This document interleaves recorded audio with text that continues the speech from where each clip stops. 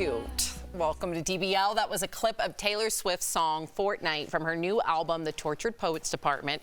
Everyone's been talking about the album, of course, and even Taylor celebrated some positive reviews she received. She reposted Rolling Stone's review that says, "Come for the torture, stay for the poetry."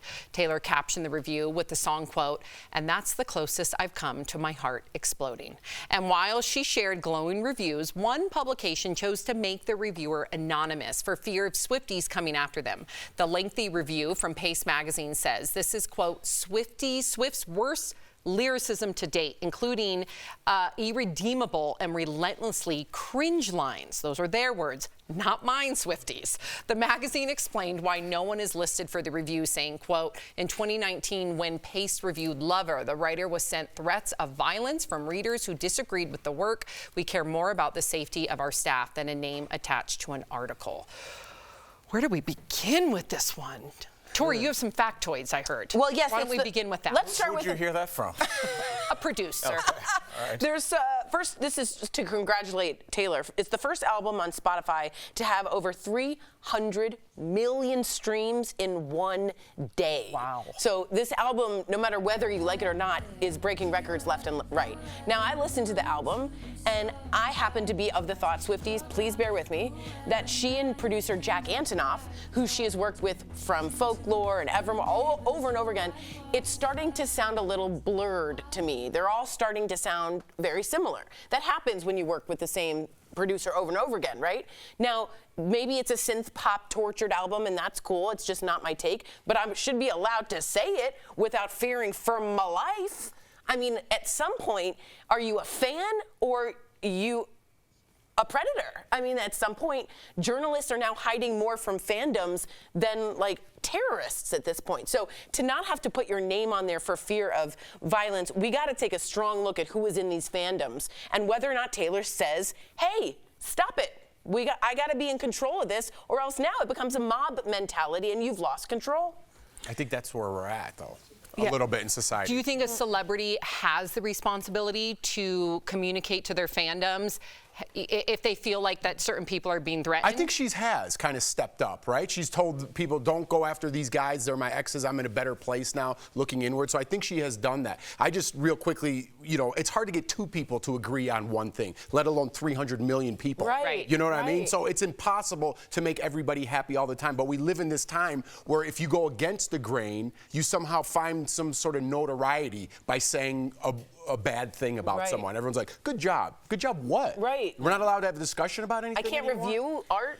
I think that we have to talk about the genesis of most of these fandoms and the idea that maybe the pendulum might be swinging back to a place of balance, because I don't believe that the majority of people who consider themselves stans are extremists. But in any group, especially when you get hundreds or millions of people all coming together for the same cause, you're going to get people who are on the extreme side of things. And then there are going to be people who are fans, and some of them are moderate, and some of them just are like, hey, I like that song. But the reason why these fandoms started to begin with is because you had these artists who were being disparaged, maligned, criticized in public, and no one was seemingly coming to their defense. And they got people who were fans of theirs, who resonated with them as artists or their music and their message, and said, well, by you attacking this person, you're also personally attacking me because this is how I feel too. And so they began to grow in these spaces.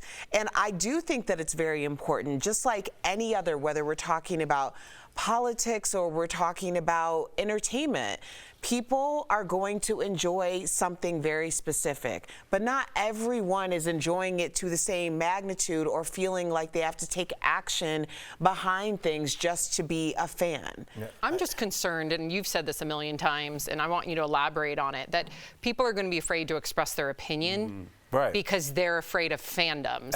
Yes, and I mean, or being canceled. And I'm not talking about, I just want to clarify, I'm not talking about things that are hurtful to other people. I'm just talking about like honest opinions. Right. I mean, we saw, obviously I'm a big hip hop fan, and I was in Miami when Trick Daddy was getting big, and he went on a podcast, said that Beyonce can't sing. I don't agree with that. That's his opinion. He's allowed to have that opinion. And his soul food restaurant was bombarded with bad reviews, saying there was roaches in the food. And I believe it closed. Like the business was damaged. What we're seeing now, because don't forget, fan is short for fanatic. Right. These are people that are fanatical. That means you're not thinking in your right mind.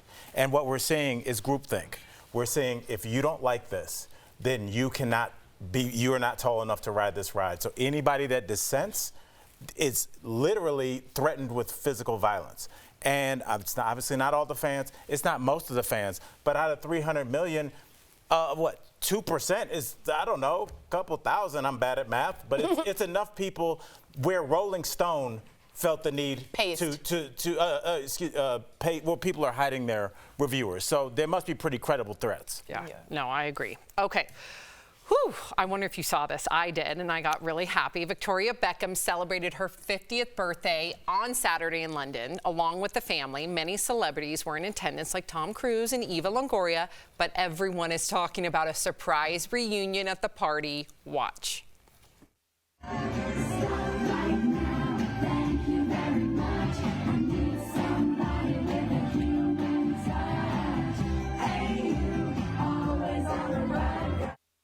How cute is David Beckham? Okay, so okay, wait.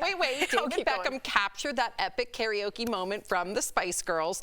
It was the first time all members had been seen together, especially performing, in years. Okay, Tori, go ahead. Okay, so no cameras were allowed. That's why you aren't seeing this all over. Just the Beckhams were allowed to have cameras. And apparently Tom Cruise, I thought he might have just done a stop and go, which he sometimes does. He actually stayed and then what's the past tense of breakdancing? Broke dance? He broke dance? He broke dance? That's a good question. All over. And he was over the party. This dude danced. No video didn't happen. No video. Yeah, none. But remember, he did do it at a VMAs or an MTV. He dressed up as that manager and danced. Oh, I love that. From Tropic Thunder. Yes, so he can dance. Super funny. Wow. Yeah. All right. Come on. What's your opinion of somebody breakdancing at a house party, though? That's awesome. I think Tom it's Cruise? extremely selfish. We're in a basement now. We got all form of It's the circles. Beckhams, working out your So issues. if Tom Cruise came over, you'd be like, Tom, take it outside. No, it's always somebody that can Working out dance. your Yes, issues. but the people that can dance at a party take it over. And I'm like, bro, I'm a regular dude, but I still want to dance with this person. But no, we got to stop and watch you because you're my going to be gosh. on your back. You have issues. You're laying on You your have back issues. at my homeboy's basement. Get up. Wow. I don't care if All somebody right. break dances Yeah, please in my come house. break dance. It's a space issue, Erica. No, Not I for the doubt it at the Beckhams. Beckhams. Yeah, I think I you're highly right. doubt that. Okay, so who are this year's inductees into the Rock and Roll Hall of Fame? Here's a little taste of just some of them. If I could turn back time, if I could find a way, I'm searching for a real love, someone to set my heart free, real love. Sometimes I find it's better to be somebody else. Oh, yes, it's ladies' night, and the feeling's right. Oh, yes, it's ladies' night. Oh, what a night. Oh, what a night.